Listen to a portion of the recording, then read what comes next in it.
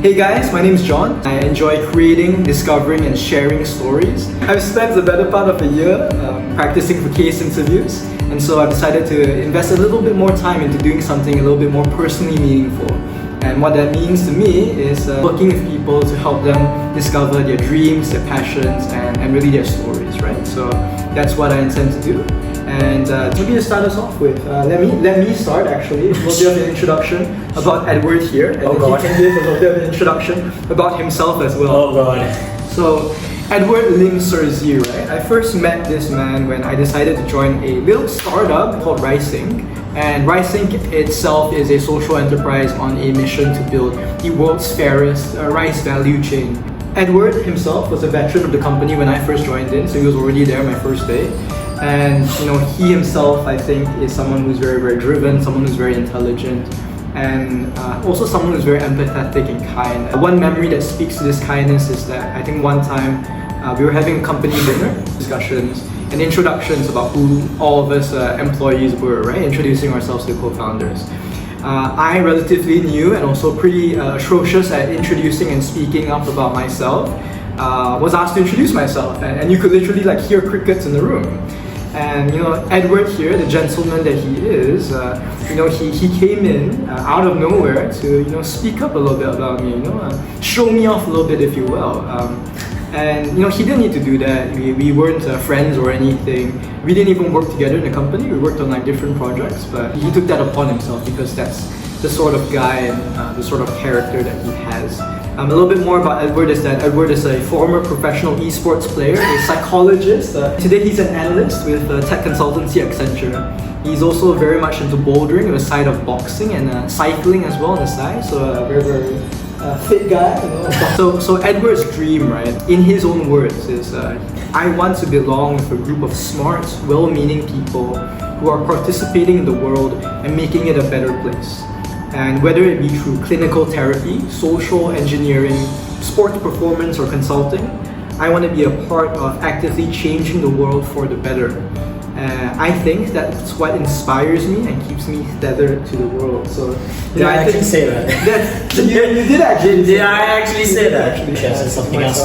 Maybe that's quite possible. But you'd like to introduce yourself, maybe in your own words. Sure. So hey guys. As John mentioned, Edward here. Thanks for the introduction. No worries. I'm not even sure if I'm worthy to be a guest in this you are. show. You this podcast. You most definitely are. But John's a real convincing guy. No doubt. Yeah, that's how he got into my house. On my couch and filming a video with me. That's how I got him to cook dinner for me. Well, okay, yeah. Let's not give people wrong ideas. I like you as a friend, but not that much. But yeah. Keep it another Yeah. I did share that with you, I guess, quite a while back, right? What kind of motivates me that way. I guess it came from a very personal place, that kind of thing. Growing up, I had quite a dysfunctional family upbringing in that sense, and I couldn't really, I guess, express a lot of what I was interested in or what I wanted to think about in the world. I thought about a lot of things, and I actually asked quite a few questions, but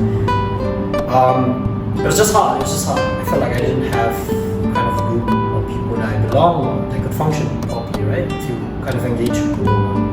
And I guess, kind of growing up, I just want to kind of find a place that's the opposite of that, whereby people can actively and engagingly and effectively engage with the world in a way that's a bit more beneficial and also a bit more positive and a bit more functional as well.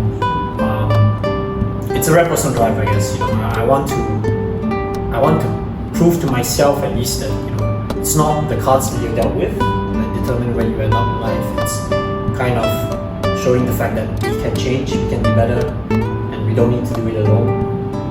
We can have the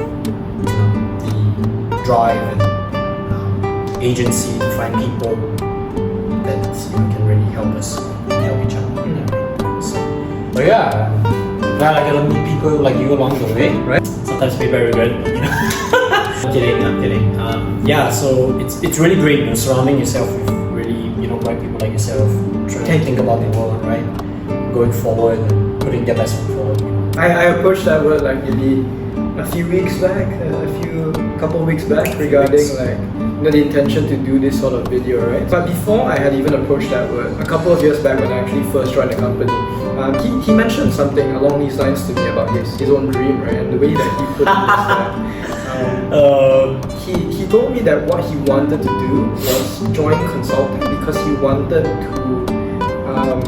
have an active role and a meaningful role in being able to help shape public policy to make society, and specifically the Malaysian society, a better place, right? Most people who join consulting, and they join it because for maybe three main reasons, right? You join it for the money, you join it for the name on your CV, and then you join it for like the learnings, right? That consulting's sure to teach you if it doesn't kill you first. And to me, what struck me as very odd with Edward was that he had such a different notion, a very intentional reason, and also a reason that went a little bit beyond himself.